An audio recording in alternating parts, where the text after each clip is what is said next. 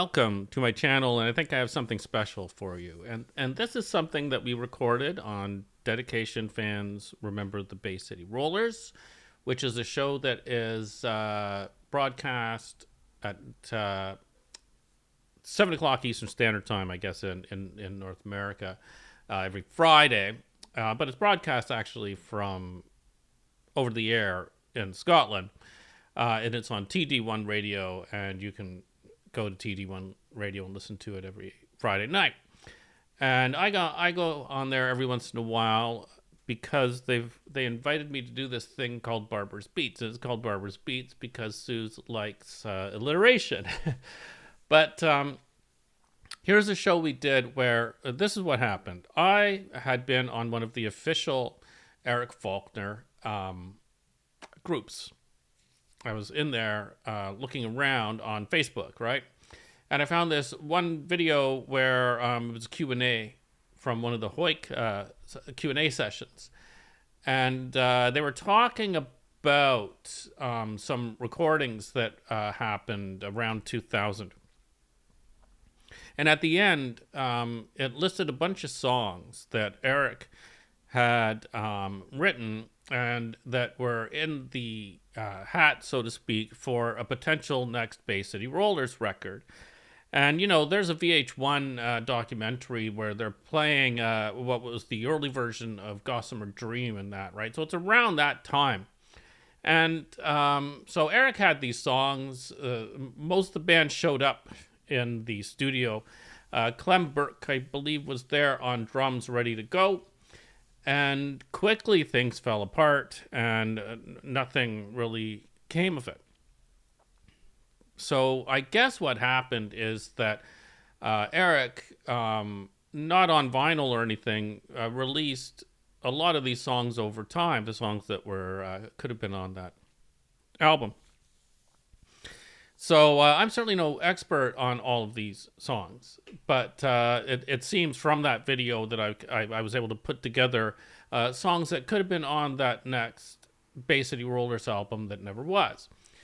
And so we did a show where we kind of put 10 songs, 5 songs per side of the album, to see what people think, you know. Of course, you would have to use your imagination to think of the entire band being part of it. Now, I love these songs regardless.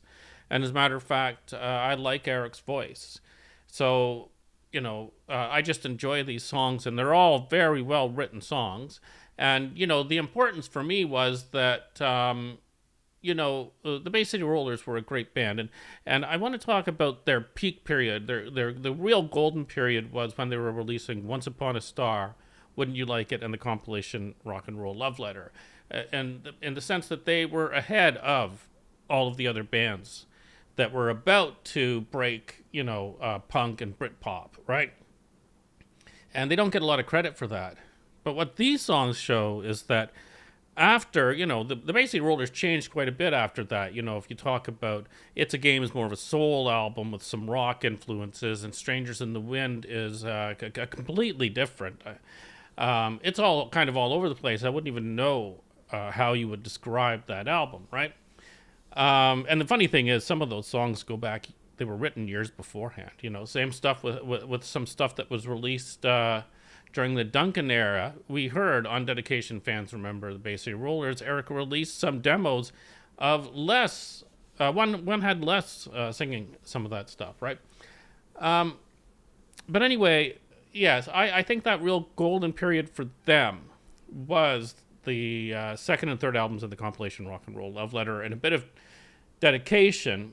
A lot of the stuff I'm thinking of on Dedication, though, was the stuff that was actually recorded before that album. I'm thinking Money, Honey, and Rock and Roll Love Letter in particular. I don't know when they recorded Rock and Roller. I assume they did that in Toronto for the sessions for Dedication, but that one would kind of fit in too. So anyway, I don't want to talk too much because I want to get into the music. But in the radio show that you're about to hear, what we did is we played all of side 1 and then all of side 2 with some talking before side 1, before side 2, and I think a little bit at the end as well. I hope you enjoy it. And for Bay City Rollers fans, I think you may have already heard a lot of these songs if you follow Eric Faulkner. But maybe you haven't, so you can see what could have been the Bay City Rollers around 2000, right? But on top of that, here's some just more great music from Eric Faulkner. I hope you enjoy. Let's get on to the radio show. You're listening to Dedication. Fans remember the Bay City Rollers on TD1 Radio, 106.5 FM in the Central Borders. It's time for our guest DJ segment. Tonight, back with us for another amazing Barber's Beats is Blaine Barber. Tonight, Blaine will be covering Eric Faulkner's missing album, Class of 75. Hi, Blaine. Thanks for being here. Thanks for having me, and thanks to all of your listeners that have provided so much information and requested many of these great songs over the past, I guess it's half year anyway that I've been listening. Now, Blaine, we know that you've been excited to dig into this segment for a long time. So we are so excited for your take on what might have been. So we're going to have you take it away. Yeah, so in my mind, actually, while all of these songs are written by Eric Faulkner, it's kind of a missing Bay City Rollers album. And the reason I say that is that there was a video that was posted with questions put to Eric about when the song Automatic was being recorded and stuff like that. And he answered some questions and talked about putting some songs in the pot and how the recording sessions kind of fell apart. This would be, I guess, in the late 90s that this was all occurring. And at the end of the video, there was a list of songs that he had put in the pot. So there was 19 songs listed. And so I thought, wow, wouldn't it be interesting to make a pretend album of what could have been from those sessions? And that's exactly what I've done. So it's been kind of interesting. So first thing first, about those sessions, they lasted for one day, and then people just started to leave, and we don't know why. I've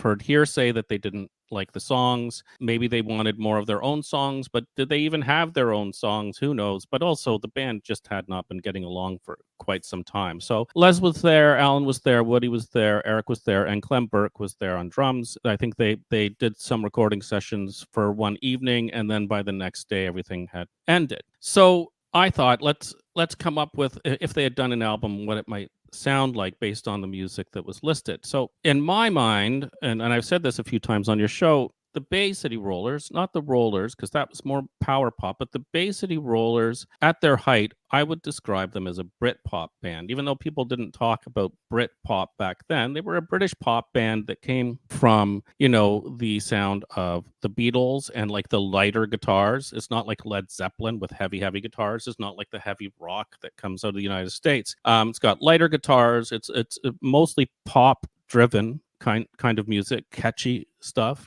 And I thought, I'm going to choose songs based on, if this were a Brit pop band, what songs what I would choose. And I did do a little bit more research after choosing a bunch of songs, and I was surprised to find that I think it's 6 of the songs on here, maybe even 7, were definitely in the pot at Wessex Studios for that next Space City Rollers record. And if they had gone ahead with it, I think at least 4 or 5 of them would have shown up on the album. And so I think my approach is somewhat decent.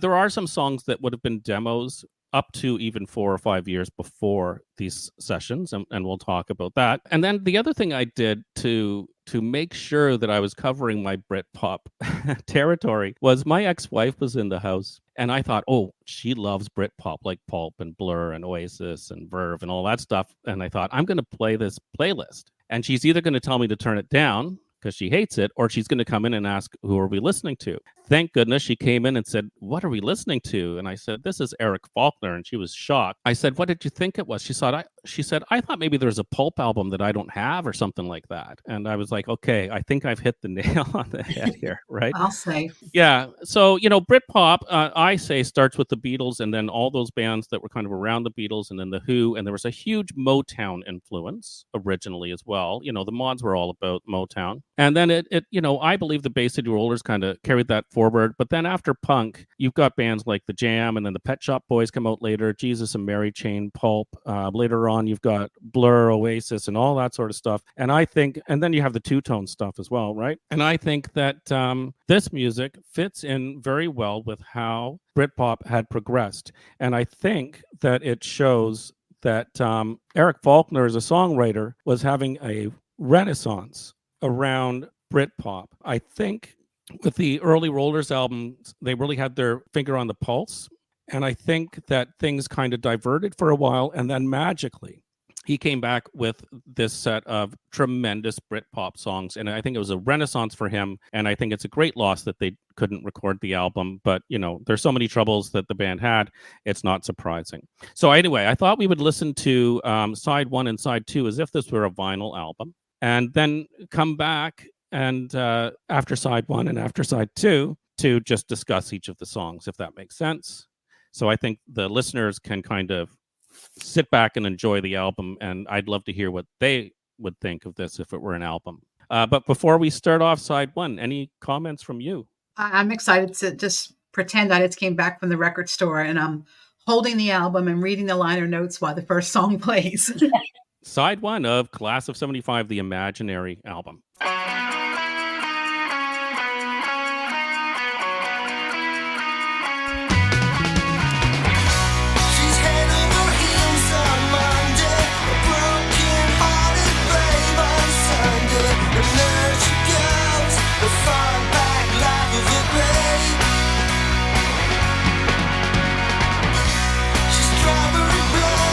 Thursday, Saturday's laces, kid, oh Barbie.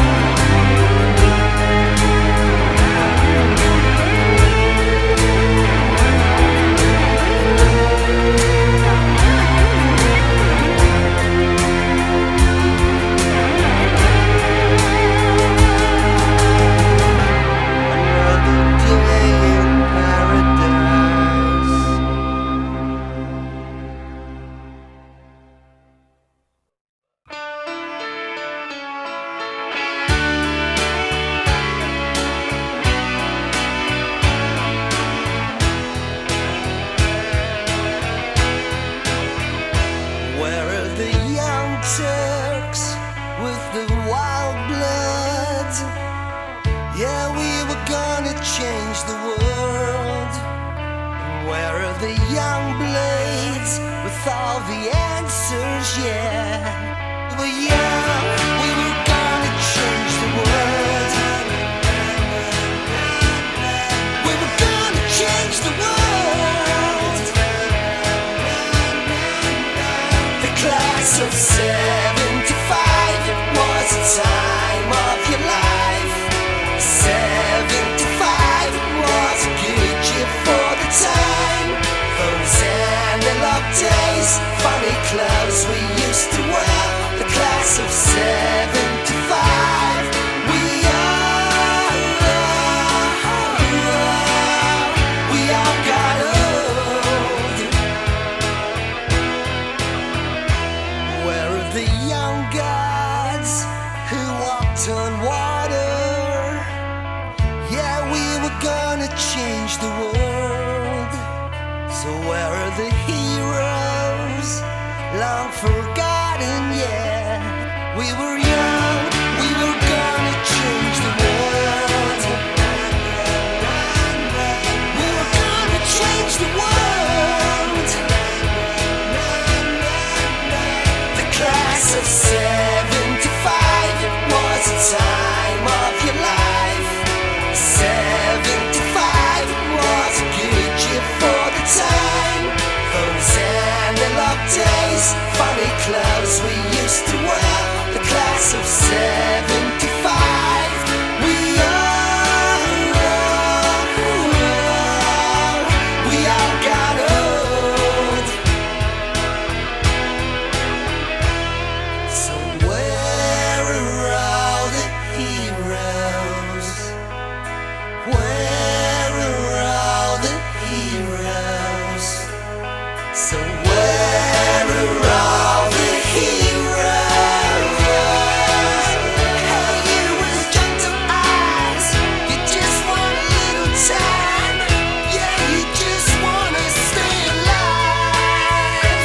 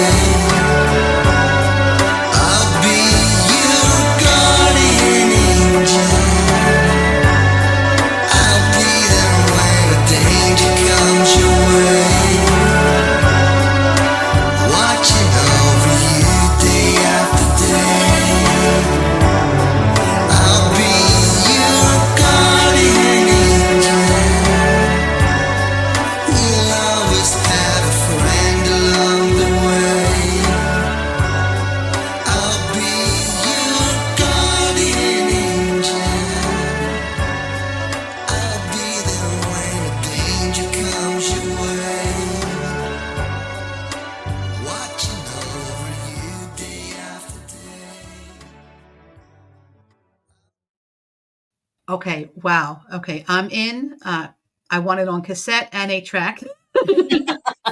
Did you want to talk about each song, Blaine? I mean, this is an incredible side one of any album. Well, yeah. Well, what I can do is kind of talk a little bit about each song and why I chose it, and I have put everything in order as if it's an album, and I've tried to do it effectively. And I'd also like to hear what people think about that.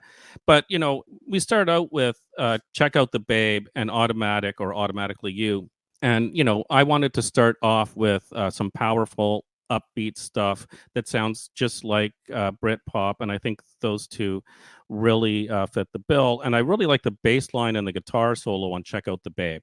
If you don't have bass on where you're listening, listen to it again sometime and check out that bass.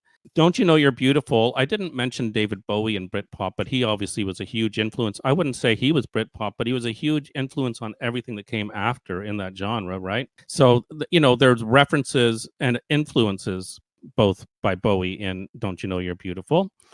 And also, I was playing that one for my son, and he was like, "This sounds like This Is Hardcore by Pulp." And I was like, "You're absolutely right. Wow, it's got Bowie in it, but it also sounds like the later Pulp stuff." It was interesting to me that he didn't think of Bowie; he thought of Pulp, but I don't know if he listens to Bowie. And then 75, which I think is a nice, if you were to put it on an album, is a nice reference back to their peak era of popularity. And then Guardian Angel, this one, I have to be honest, I chose because I know how many of your listeners love this song. And I wanted to make sure that the stuff that people really love, that we know they love, would be on the album. So that one I knew right away was going to be on there before I touched anything else. And I think it fits in, and it's a nice ending to side one of the album. I have a question. So most of the Classic Five was in that studio for a very short time, but they were all there. Who would you think is singing? I mean, Les is the lead singer. Is he singing all of these? Is Eric getting a chance to take lead? How do you think they would have been performed? I would love to hear everyone's opinion on that, because the thing is, some of these songs, I'm so familiar with hearing Eric singing it. I was, when I go on my walks and I listen to this, I try to imagine, what it would be like if Les were singing these, right? I think some songs Les works out a lot better than in others, perhaps. Like the first song on side 2, for example, I think is an Eric song, and in Eric and Woody, well, everyone had their chance, a smaller chance for Derek, but everyone had their chance to sing. So I think that it would probably be a little bit of a mix, and they would have to decide, and maybe our listeners can chime in what they think Les would be better suited for. Yeah, because I can't really list them right now. Yeah, no, I think that's going to be a very interesting topic to discuss tonight, and I love that we're doing this. This is incredible. And one thing I wanted to mention, as I said, I did do some research to find which songs were written around the exact time that they would have recorded. So on side 1, "Check Out the Babe," "Automatic," "Don't You Know You're Beautiful," and 75, I do believe were worked on during those sessions. Guardian Angel would have been a demo from earlier on that could have been in the pot and they could have used. And after we play side 2, I will also give a description of the songs that would have been definitely in the pot versus some that may have been earlier demos. So should we head on to side 2? I'm excited for side 2. Me too. Okay, let's go. Side 2 of the Imaginary album, Class of 75.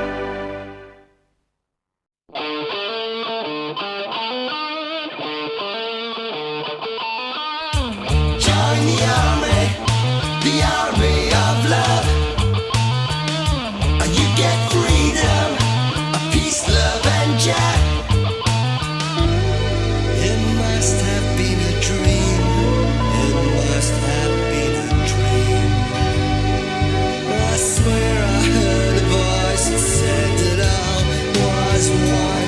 No fighting, no wars, no more killing fields anymore. They had freedom, and they had peace. From everywhere they came to see the army of love. So asylum waiting in the